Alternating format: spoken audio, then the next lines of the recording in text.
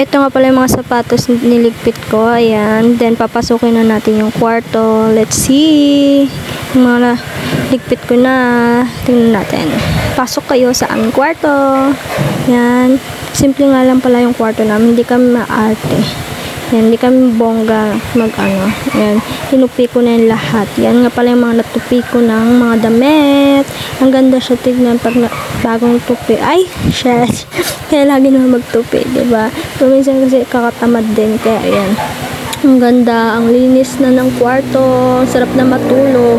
Wala nang magulo sa isipan. Kasi kapag magulo nga yung mga damitan natin, magulo rin ang ating isip, diba? Kaya, ayan. Yan yung mga una, naka-separate na siya, nakaayos na siya. Then, mirror. Yan. Masilaw nga kasi yung bintana.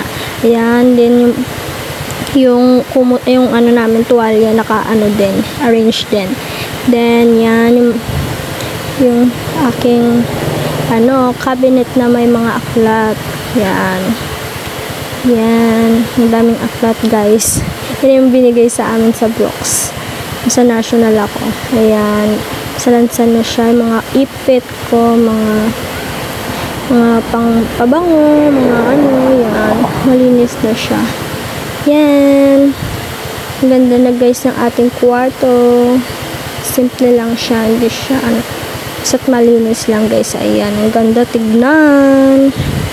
Maliwanag ang paligid. Ay. Nang nakita kong maganda na ang kwarto ay yan. Ang ganda guys. Say heart to my kwarto kung nagustuhan nyo. Kung nalinisan din kayo onte. Kung ayaw nyo naman, okay lang. Yan, may labahan pa. Si ate ang toka dyan. Dadamihan natin para madami siyang lalabahan.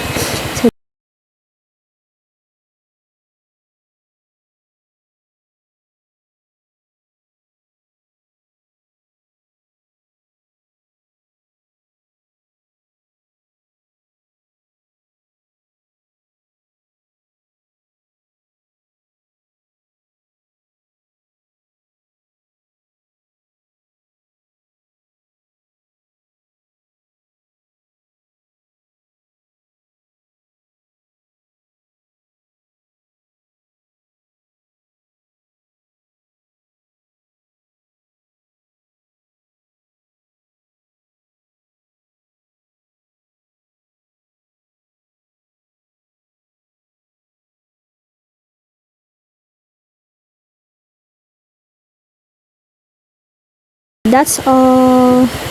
Yan. That's all. Yung mga natupi ko lahat. Salamat sa support. Thank you for watching.